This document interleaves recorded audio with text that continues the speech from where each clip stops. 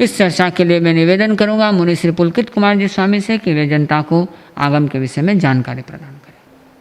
आराध्य देव के पावन चरणों में वंदन।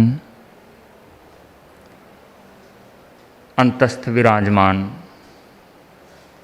पूज्य गुरुदेव आचार्य श्री महाश्रमण जी के श्री चरणों में वंदन।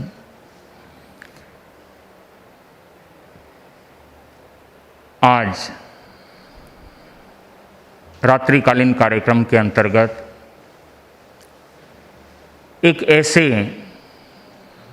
महत्वपूर्ण विषय पर चर्चा हो रही है जिसके आधार पर आज हम संयम जीवन का पालन कर रहे हैं और श्रावक समाज अपने श्रावकत्व का पालन कर रहे हैं। आज का विषय है जैन आगम। जैन आगम यह शब्द जैसे ही दिमाग में आता है उसी के साथ अनेक प्रश्न खड़े होते हैं कि जैन आगम क्या है। जब हम आगम में ही इसका उत्तर खोजते हैं तो भगवान की वाणी में, वीतराग वाणी में इसका समाधान दिया गया। आगमे तिविहे पन्नत्ते। आगम तीन प्रकार के कहे गए हैं। सुत्तागमे, अर्थागमे, तदुभयागमे। सूत्रागम, अर्थागम और तदुभयागम। वैसे देखा जाए तो आगम तीर्थंकरों की वाणी जो साधना काल में मौन रहते हैं, किंतु जब उन्हें सर्वज्ञता प्राप्त होती है उसके पश्चात वे उपदेश देना शुरू करते हैं और उपदेश में जो जो उनके मुख से वचन कहे जाते हैं वे ही हम सबके लिए सुत्तागमे और अर्थागमे के रूप में प्रस्तुत होते हैं। तीर्थंकर भगवान, सर्वज्ञ भगवान, वीतराग भगवान जब साधना के सूत्र देते हैं तो वे अर्थ रूप में देते हैं और बड़ी सहज सरल भाषा में देते हैं, किंतु उन्हें गणधर स्वीकार करते हैं, उन वचनों को अंगीकार करते हैं और उन्हें सूत्र रूप में पिरो करके हमारे सामने आगम की स्थिति में लाते हैं।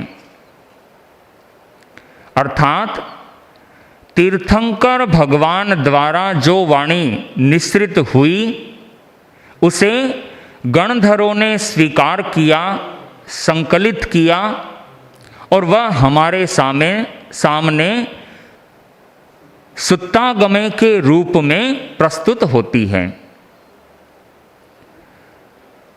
जब हम आगम के संदर्भ में चिंतन करते हैं तो इसे हम वीतराग वाणी का संवाहक भी कह सकते हैं।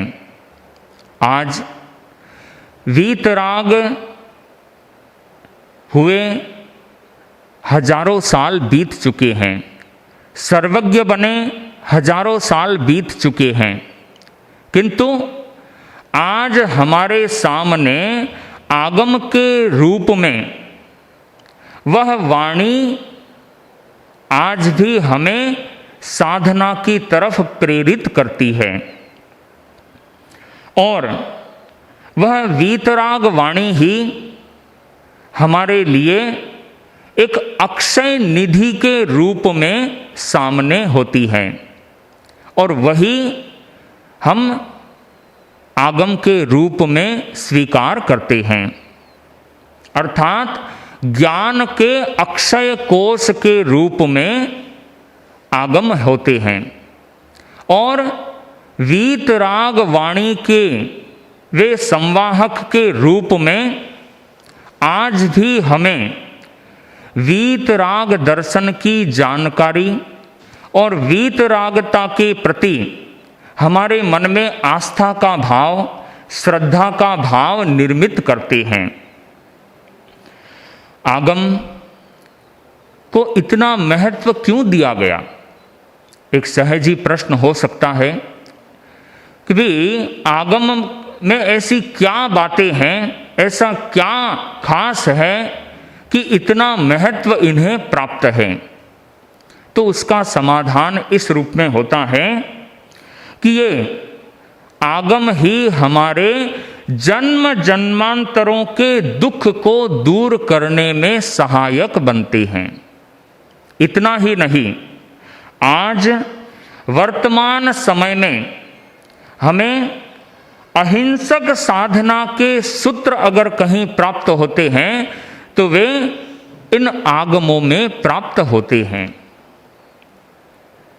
इससे भी महत्वपूर्ण यह कि आज इतने भटकाव के रास्ते हैं, उनमें सम्यक्त्व पर मजबूती देने वाले, सम्यक्त्व को अपने भीतर में स्थिर करने वाले अगर कोई है तो वे हमारे आगम हैं। इसके साथ आज हम 5 महाव्रत रूपी नियमों का पालन करते हैं। यह हमें कहाँ से ज्ञान हुआ? एकमात्र आगमों से पता चला। श्रावक श्रावकत्व का पालन करते हैं। यह कहाँ से ज्ञान प्राप्त हुआ? यह सारा ज्ञान आगम से प्राप्त हुआ। इसलिए ये महत्वपूर्ण है और केवल महत्वपूर्ण इसलिए नहीं कि ये केवल अक्षरों के समवाय हैं। इसमें सबसे बड़ी बात यह है कि इस जगत के और जीव से संबंधित जो यथा तथ्य है, शाश्वत सत्य है, वह सारा इनमें गुम्फित है। और जो सर्वज्ञ अवस्था में भगवान ने देखा, आज हम केवल जो सामने हो रहा है वही देख पाते हैं, किंतु सर्वज्ञ भगवान को त्रिकालज्ञ कहा गया। उन्होंने त्रिकाल अवस्था में जो जो देखा और जैसा यथास्थिति था वैसा उन्होंने बताया और उसे गणधरों ने संकलित किया। तो वही आज हमारे सामने आगम के रूप में है। अब प्रश्न हो सकता है कि आगम की रचनाएं कब हुई? क्यों कि कोई भी चीज होती है, कोई वस्तु है, तो आखिर उसका निर्माण कब हुआ, कैसे हुआ, किन परिस्थिति में हुआ, इसे जानना भी जरूरी है। तो जब हम आगम का रचना काल देखते हैं तो वहाँ हमें वीर निर्वाण के ठीक पश्चात गणधर सुधर्मा स्वामी और उससे पूर्व में जब तीर्थंकर भगवान श्रमण महावीर विराजमान थे, उनके समय में भी आगम थे, किंतु वे आगम भगवान की वाणी में ही समाहित थे। तो जिस किसी को कोई समाधान प्राप्त करना होता तो वे क्या करते? किसी पूर्वधर संतों के पास पहुंचते, किसी आगमधर संतों के पास पहुंचते, किसी केवल ज्ञानी संतों के पास पहुंचते, अवधि ज्ञानी, मनः पर्यव ज्ञानी और 14 पूर्वधर जो संत होते उनके पास पहुंचते, उनसे वाचना लेते और वाचना लेने के पश्चात अपने आप को श्रुत से संपन्न महसूस करते। केवल श्रुत से संपन्न ही नहीं, अपने भीतर में उठने वाली अनेक जिज्ञासाओं का वे वहां से समाधान भी प्राप्त करते। किंतु जैसा कि जैन इतिहास में वर्णन मिलता है कि समय के साथ अनेक अंगधर कि जो अंगों के ज्ञाता थे, आगमधर आगम के ज्ञाता थे, वे मुनि, वे आचार्य काल कवलित होते गए और इधर एक ऐसा द्रव्य क्षेत्र काल और भाव का आघात लगा कि उन आघातों में जो श्रुतधर आगमधर आचार्य थे, श्रुत संपन्न बहुश्रुति आचार्य थे, वे काल के गर्त में समाते गए और पीछे एक ऐसी परिस्थिति का निर्माण हुआ कि वे आगम एक तरह से उनकी परंपरा टूटने लगी। अब जिस किसी को कोई समाधान प्राप्त करना होता तो उन आगमधर आचार्यों संतों के अभाव में वे इधर उधर भटकते। किंतु फिर भी काल क्रम से जब हम देखते हैं तो वहाँ पर आचार्य कि जो श्रमण भगवान महावीर के निर्वाण के पश्चात सुधर्मा स्वामी कि जो उस समय तक गणधर थे और भगवान महावीर के निर्वाण पश्चात में वे आचार्य परंपरा में आ गए। ऐसे सुधर्मा स्वामी ने चिंतन किया और चिंतन करके 11 अंगों की रचना की।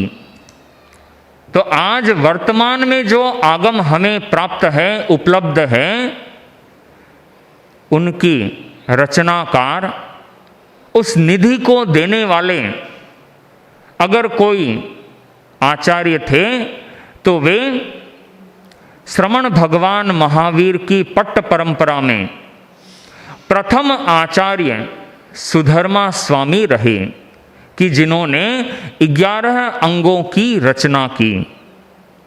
वे 11 अंग आज श्रुत पुरुष के रूप में उनकी एक कल्पना की गई और उन्हें श्रुत पुरुष के रूप में भी हम देखते हैं। तो वे 11 अंग और वैसे 12 अंग के रूप में उस समय थे। आज 12वां अंग हमारे पास उपलब्ध नहीं है। 11 अंगों में आचारांग प्रथम है, जिसे आयारो नाम से भी जानते हैं। सूत्र कृतांग सूत्र, जिसे सूय गढ़ों के नाम से जानते हैं। तीसरा है ठाणम सूत्र, जिसे स्थानांग के रूप में पहचाना जाता है। चौथा है समवायांग सूत्र, समवाओ। पांचवा भगवती, जिसे व्याख्या प्रज्ञप्ति इस दूसरे नाम से भी जाना जाता है। छठा है ज्ञाता धर्म कथा सूत्र, जिसे हम नाया धम्म कहाओ भी कहते हैं। सातवां है उपासक दशांग सूत्र, इसका मूल नाम है उवासक दशाओ। और आठवां अंतकृत दशा, नौवां अनुत्तरोपपातिक दशा, 10वां प्रश्न व्याकरण सूत्र और 11वां विपाक सूत्र और 12वां है दृष्टिवाद। इस तरह से ये द्वादशांगी की रचना सुधर्मा स्वामी के द्वारा हमें प्राप्त हुई। और सुधर्मा स्वामी एक ऐसे विलक्षण आगमधर आचार्य हुए कि जिन्हें श्रमण भगवान महावीर के सन्निधि में उपपात में बैठकर आगम बोध प्राप्त करने का अवसर प्राप्त हुआ। उन्होंने उन्हें आगमों को वाचना का रूप दिया और वे मौखिक रूप में अपने शिष्यों को उन द्वादशांगी का अध्ययन कराते रहे। कालांतर में वह मौखिक वाचना का स्वरूप भी बदला और वह इसलिए बदला कि काल के अनेक ऐसे थपेड़ों में, दुष्काल के प्रभाव में जो द्वादशांगी के जानकार आगमधर मुनि थे, आचार्य थे, वे दिवंगत होते गए और पीछे वह श्रुत की परंपरा खंडित होने लगी। तब वह मौखिक जो ज्ञान वाचना के रूप में दिया जाता, उसे देवर्धि गणेश क्षमा श्रमण, जो कि श्रमण भगवान महावीर स्वामी के 32वें पट्टधर माने गए, उनके द्वारा इन आगमों को, द्वादशांगी को लिपिबद्ध, अर्थात आज जो पुस्तकों के रूप में हमारे सामने आगमों का स्वरूप है, उसके प्रदाता कौन है? देवर्धि गणि क्षमा श्रमण।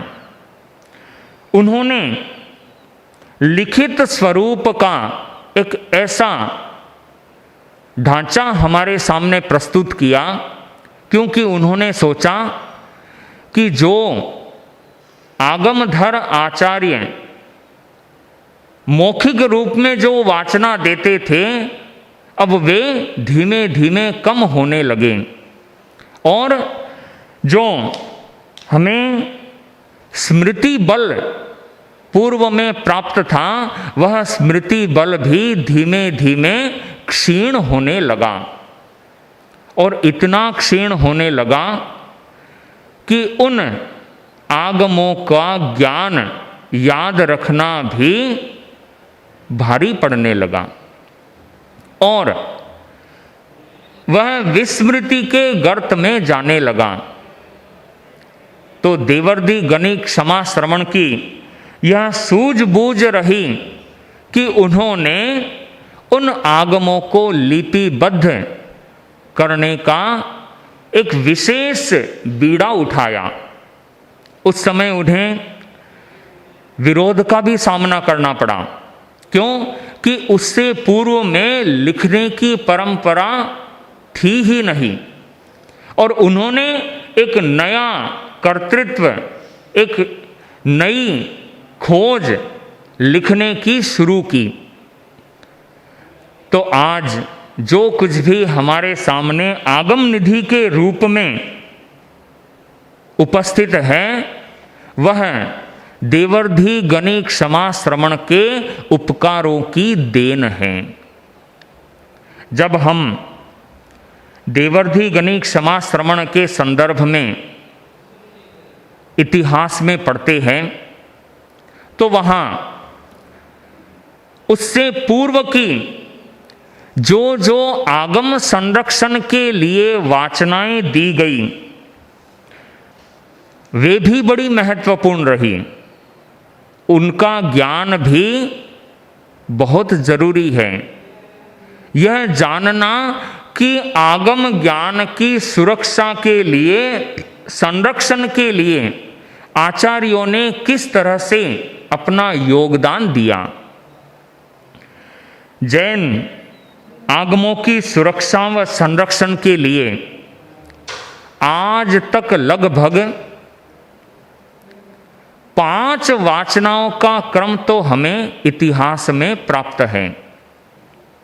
उनमें सर्वप्रथम जो वाचना हुई आगमों की, द्वादशांगी की, वह हुई वीर निर्वाण की दूसरी शताब्दी में।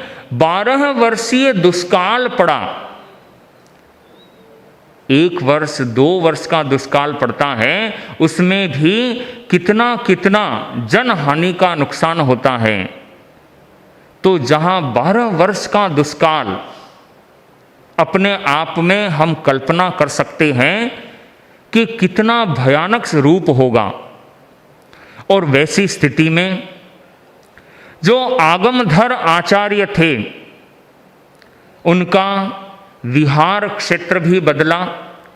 एक क्षेत्र से दूसरे क्षेत्र में विहार का क्रम ज़्यादा लंबा होने लगा। उसका असर आगम वाचना पर आया। आगम के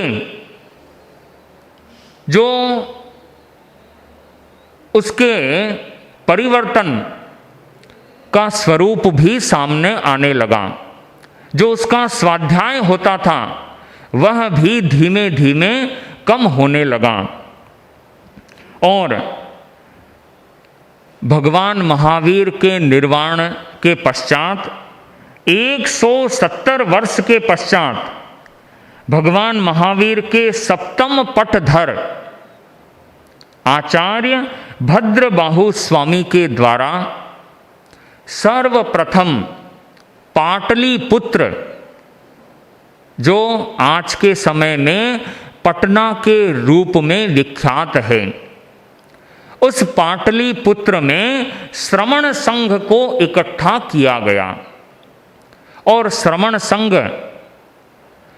हजारों मुनियों के रूप में एकत्रित होकर भद्रबाहु स्वामी ने पुनः उन द्वादशांगी रूप आगमों की वाचनाएं दी, देकर के उस श्रुत की परंपरा को पुनरुज्जीवित करने का प्रयास किया। इतना ही नहीं, जब भगवान महावीर निर्वाण के पश्चात लगभग 300 वर्ष बीत गए, उस समय एक ऐसे जैन उपासक सम्राट खारवेल हुए कि जिन्हें कलिंगाधिपति के नाम से जाना जाता। उन्होंने उड़ीसा क्षेत्र में और उड़ीसा के भी कुमारी पर्वत क्षेत्र के आसपास जो हाथी गुम्फा, वहाँ पर उन्होंने जैन श्रमणों को इकट्ठा किया और जैन आगमों की सुरक्षा और संरक्षण के लिए जैन विद्वानों को, जैन मुनियों को इकट्ठा करके वाचना का स्वरूप सामने लाया। वे सम्राट खारवेल जैन इतिहास, जैन आगम की सुरक्षा और संरक्षण में बड़े महत्वपूर्ण साबित हुए। उन्होंने जैन धर्म का व्यापक रूप में प्रचार प्रसार में अपना योगदान दिया। इस तरह से आज हमें बड़े गर्व की अनुभूति होती है कि केवल जैन आचार्यों ने ही सुरक्षा और संरक्षण का कार्य नहीं किया, उसमें जैन राजाओं का भी बड़ा योगदान रहा। जब हम और आगे चलते हैं और इस श्रुत की अविच्छिन्न परंपरा को देखते हैं तो वहाँ वीर निर्वाण के 827 साल के पश्चात आचार्य स्कंदिल एक ऐसे आगमधर आचार्य हुए कि जिन्होंने अपने सन्निधि में मथुरा क्षेत्र में आगम वाचना का नया स्वरूप प्रस्तुत किया और वह वाचना स्कंदिलाचार्य की वाचना के रूप में मशहूर हुई और दूसरी माथुरी वाचना के नाम से भी प्रसिद्ध हुई। क्यों? कि मथुरा में इतना बड़ा जैन साधुओं का संघ इकट्ठा हुआ। इस तरह से स्कंदिलाचार्य ने भी एक आगम संरक्षण के लिए अपना योगदान दिया। उसी काल में समकालीन स्थिति में चौथी वाचना आचार्य नागार्जुन की अध्यक्षता में गुजरात के वल्लभी नगर में हुई। वहाँ भी अनेक आगमधर, पूर्वधर, श्रुतधर मुनियों को इकट्ठा किया गया और उनसे वाचनाएं अलग अलग मुनियों को दिलाई गई। किंतु वह वाचना भी उनके समकालीन होने से वह चौथी वाचना के अंतर्गत ही उसे माना गया। अर्थात इधर माथुरी वाचना और इधर वल्लभी वाचना, नागार्जुनीय वाचना, इन दोनों का कालमान समान रहा।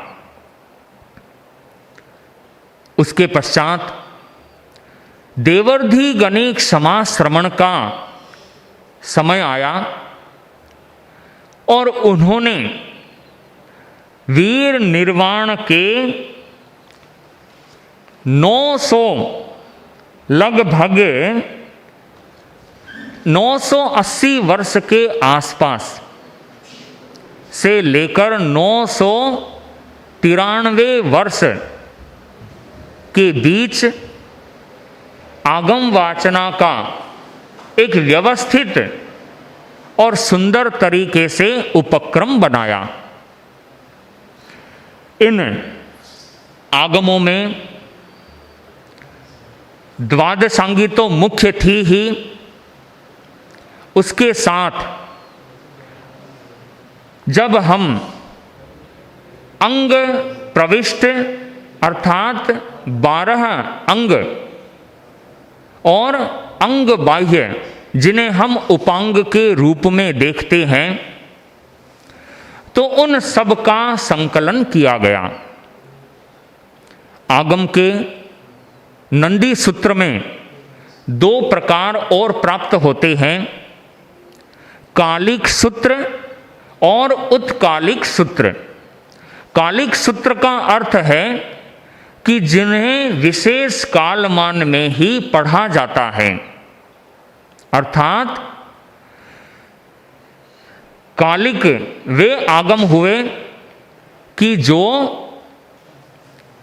क्या करते हैं, केवल दिन और रात्रि के प्रथम प्रहर में और अंतिम अर्थात चौथे प्रहर में पढ़े जाते थे, इसके अलावा नहीं पढ़े जाते।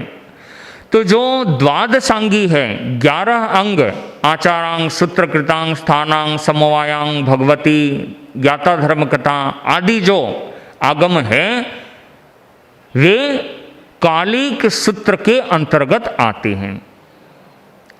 और दूसरी प्रकार है उत्कालिक सूत्र। तो उत्कालिक सूत्र वे हुए कि जिन्हें केवल अस्वाध्याय काल को छोड़कर कभी भी पढ़ा जा सकता है। तो अस्वाध्याय काल जो दिन का संधि काल हो, दिन और रात्रि का संधि काल, तो वह रात्रि का 12 बजे का समय, दिन का 12 बजे के आसपास का समय और सूर्योदय के और सूर्यास्त के संधि काल का समय, इस तरह से वह 48 मिनट का अस्वाध्याय काल छोड़ करके जिनका स्वाध्याय किया जाता है वे उत्कालिक सूत्र माने गए।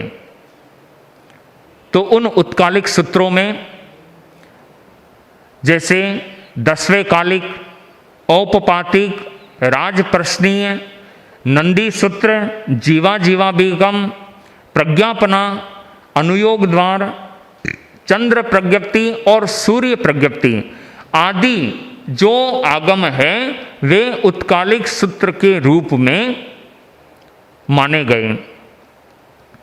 जब हम आगम के 11 अंगों का और 12 उपांगों का वर्णन देखते हैं तो वहाँ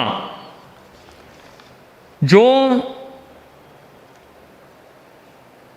केवल ज्ञानी, अवधि ज्ञानी, मन पर्यव ज्ञानी 14 पूर्वधर के द्वारा जिन आगमों की रचना हुई वे अंगागम के रूप में विस्तृत हुए और जो अंग बाह्य आगम थे जिन्हें हम उपांग के रूप में जानते हैं, औपपातिक, राजप्रश्नीय, जीवा जीवाभिगम, प्रज्ञापना, जम्बूदी प्रज्ञप्ति, चंद्र प्रज्ञप्ति, सूर्य प्रज्ञप्ति, कल्पिका जिसे हम निर्यावली का भी कहते हैं, कल्पावतंसिका, पुष्पिका, पुष्पचूलिका और विष्णु दशा, ये 12 उपांग। इसी के साथ जो 32 आगम आते हैं तो उसमें 11 अंग, 12 उपांग, 4 मूल में 10वें कालिक, उत्तराध्ययन, नंदी और अनुयोग द्वार, 4 छेद सूत्र जिसमें निशीथ, व्यवहार, बृहत कल्प सूत्र और दशा श्रुत स्कंध और 1 आवश्यक जिसे हम प्रतिक्रमण के नाम से जानते हैं। इस तरह से इन 32 आगमों की एक व्यवस्थित श्रृंखला हमें प्राप्त होती है। जब जयाचार्य से प्रश्न पूछा गया कि आपके धर्म संघ में कितने आगमों की आप परंपरा मानते हैं, तो जयाचार्य ने स्पष्ट सा उत्तर दिया कि जो 14 पूर्वधर और 10 पूर्वधर आचार्यों के द्वारा, आगमधर आचार्यों के द्वारा जो कुछ भी कहा गया उनके द्वारा रचित आगम के रूप में हम स्वीकार करते हैं और जो अंग आगम के अंतर्गत बातें आती है, सिद्धांत आते हैं, उनसे मिलते जुलते जो कोई भी आगम है, चाहे वे प्रकीर्णक के रूप में हो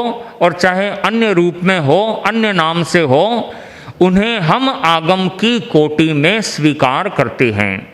तो वे सारे के सारे 32 आगम के रूप में श्रीमद् जयाचार्य ने उन्हें स्वीकार किया। जो स्थविर मुनियों द्वारा अलग अलग समय में आगमों की रचना हुई, उन्हें भी आगम की कोटि में लिया गया। जैसे 10वें कालिक सूत्र कि जो आचार्य संयम भव के द्वारा अपने पुत्र शिष्य मनक के लिए निर्यूहण किया गया।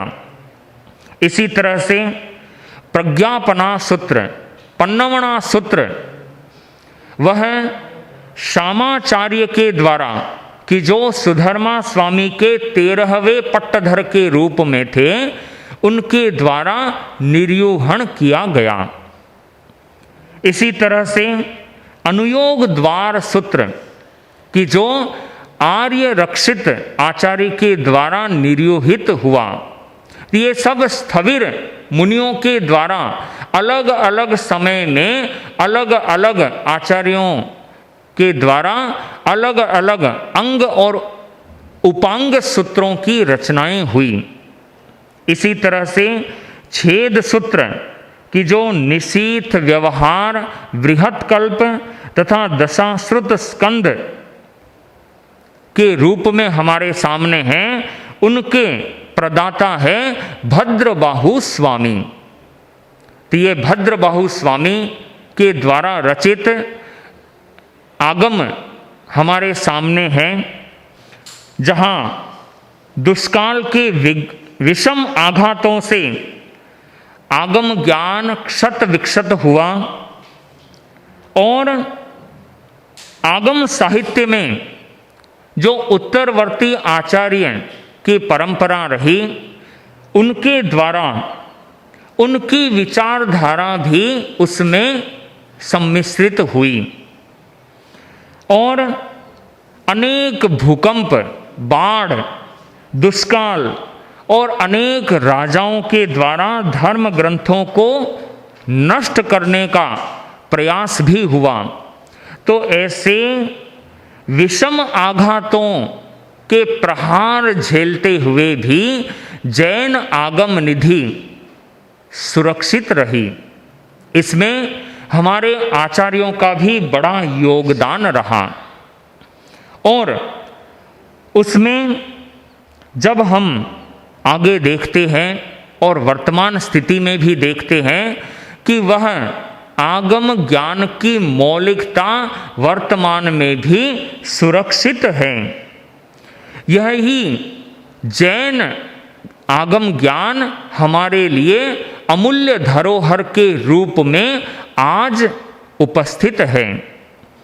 तो ऐसे आगमों की हम समय समय पर अनेक वाचनाओं के द्वारा इनकी सुरक्षा और संरक्षण भी हुआ और उसके पश्चात जब हम आज वर्तमान स्थिति में देखते हैं तो आगम वाचना में वीर निर्वाण 980 अर्थात विक्रम संवत 510 के आसपास जो देवर्धि गणिक समाज श्रवण के समय वाचना हुई, उसके पश्चात वह वाचना का क्रम एक तरह से टूट सा गया। किंतु तेरा पंथ धर्म संघ के नवमाधिशास्ता महानायक आचार्य श्री तुलसी, उन्होंने विक्रम संवत 1957 में औरंगाबाद महाराष्ट्र की धरा पर महावीर जयंती के अवसर पर यह घोषणा की कि जैन आगमों का पुनः हम वाचन करेंगे और उनकी वाचना में एक नई शैली में आगम संपादन का कार्य शुरू हुआ। यह इतिहास गवाह है कि वाचनाचार्य हर कोई नहीं बन सकता। जो विशेष प्रतिभा संपन्न आचार्य होते हैं वे ही वाचनाचार्य के रूप में, वाचना प्रमुख के रूप में स्वीकार किए जाते हैं और वह वाचना प्रमुखत्व का दायित्व आचार्य श्री तुलसी ने ओढ़ा और उनके शासन काल में उनके ही पट्टधर आचार्य महाप्रज्ञ जी ने एक नए स्वरूप में दार्शनिक अंदाज में उन आगमों का संपादन कार्य शुरू किया, आगम मंथन का कार्य शुरू किया और वह आज भी आचार्य महाप्रज्ञ के यशस्वी पट्टधर आचार्य श्री महाश्रमण जी, जो कि हमारे वर्तमान अधिशास्ता हैं, उनके शासन काल में भी चल रहा है। वे यात्रायित रहते हुए भी, हजारों किलोमीटर की यात्रा करते हुए भी आगम मंथन और आगम संपादन का वह अवर्णनीय अपूर्व ऐतिहासिक कार्य करवा रहे हैं। तो ऐसे महानायक के वाचना प्रमुखत्व में जो कार्य शुरू हुआ वह आज भी अनवरत चल रहा है और जैन श्वेतांबर तेरापंथ धर्म संघ के द्वारा 20 से ज़्यादा आगम संपादित होकर के नए कलेवर के साथ, नई व्याख्याओं के साथ और असांप्रदायिक दृष्टिकोण को रखते हुए, आग्रह मुक्त अवस्था रखते हुए उनका कार्य चल रहा है। जब हम देवर्धि गणिक समाश्रमण को देखते हैं और उनके उस महान उपकार को याद करते हैं, तो आचार्य श्री तुलसी का वह श्लोक याद आ जाता है जिसमें उन्होंने कहा, जिन शासन के चिरजीवन का आगम ही मौलिक आधार रहे सुरक्षित, उसमें गणिवर देवर्धि का अति उपकार, शुभ भविष्य के प्रवर पृष्ठ पर अगर नहीं होता आलेख, अतुल अनुत्तर ज्ञान राशि वह बन जाती पानी की रेख, बन जाती पानी की रेख। कि वह जो मौखिक वाचना का रूप था उसे देवर्धि गणिक समाश्रमण ने लिखने की नई परंपरा का सूत्रपात करते हुए उस अमूल्य आगम ज्ञान राशि को सुरक्षित और संरक्षित करने का जो प्रयास किया वह आज भी वर्तमान में चल रहा है। और तेरापंथ धर्म संघ के उस आगम संपादन के विशिष्ट कार्य को केवल हम ही नहीं, जो अन्य अन्य संप्रदायों के विद्वान हैं, धर्म संघों के विद्वान हैं, मूर्ति पूजक, स्थानकवासी, मंदिर मार्गी और दिगंबर विद्वान हैं, वे जब उन संपादित आगमों को पढ़ते हैं, देखते हैं, तो उनके मुख से यही निकलता है कि उस महान आचार्य की वह देन है।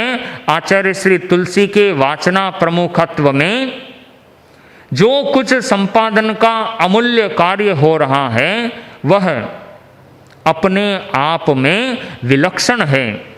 और विलक्षण इसलिए है कि वह सत साहित्य आज बड़े ही नए रूप में हमारे सामने प्राप्त हो रहे हैं, कि जिसमें अनेक अलग अलग विधाओं से उन्हें समझने का प्रयास किया जा रहा है। तो जो मूल आगम अर्धमागधी भाषा में कि जो हमें मूल हमारी जो भाषा रही प्राकृत उसमें थे, आज उसका संस्कृत रूप भी देखने को मिल रहा है। केवल संस्कृति ही नहीं, उसका हिंदी अनुवाद भी सलक्ष्य टिप्पण के साथ, टीकाओं के साथ और विशेष विवरण विवेचन के साथ मिल रहा है। इसमें अनेक अनेक श्रमदानी साधु साध्वियों का योगदान और समय और श्रम उनकी जो मेहनत है उससे यह आगम संपादन का कार्य आगे से आगे बढ़ रहा है और आज भी प्रगति पथ पर है। तो ऐसे जब हमें आगम संपादन और आगम युग और आगम से संबंधित यह एक ऐसी विशाल योजना है कि जिसमें हजारों वर्ष बीते और अनेक विद्वान आचार्यों का इसमें योगदान रहा, तो वर्तमान में भी वह आगे से आगे सुचारू रूप से चल रहा है। तो ऐसे विशेष आगम कि जो हमारे साधना में सहायक है, हमारे जन्म जन्मांतरों के दुख को मिटाने वाले हैं, ऐसे आगम के प्रति हम श्रद्धानत होकर के इसे इनमेव निगंथम पावनम सच्चम के रूप में स्वीकार करते हुए इस पर अटूट श्रद्धा रखें और अटूट श्रद्धा के साथ इनमें जो कुछ भी हमें शिक्षाएं दी गई उन शिक्षाओं को हमें जीवन में उतारने का प्रयास करना चाहिए। तो हम उस आगम निधि को उस रूप में स्वीकार करके और उसकी महानता को, उसके महत्व को और ज़्यादा उजागर कर सकते हैं। इन्हीं भावों के साथ आज के इस विशाल विषय को संक्षेप में प्रस्तुत करने का प्रयास किया। इस संबंध में अगर कहीं कोई मेरे से त्रुटि हुई हो या कहीं आगम वाक्य में उच्चारण में कहीं गलती हुई हो, तत्समिच्छामि दुक्कडम। अपने आगम के विषय के ऊपर कुछ जाना, सुना, समझा। इस महान विषय को, इस बहुत विशाल विषय को संक्षेप में मुनीषी ने प्रस्तुत किया। अब सुने मंगल पाठ। चत्तारि मंगलम अरहंता मंगलम सिद्धा मंगलम साहू मंगलम केवली पन्नतो धम्मो मंगलम। चत्तारि लोगुत्तमा अरहंता लोगुत्तमा सिद्धा लोगुत्तमा साहू लोगुत्तमा केवली पन्नतो धम्मो लोगुत्तमो। चत्तारि शरणं पवज्जामि अरहंते शरणं पवज्जामि सिद्धे शरणं पवज्जामि साहू शरणं पवज्जामि केवली पन्नत्तम धम्मं शरणं पवज्जामि।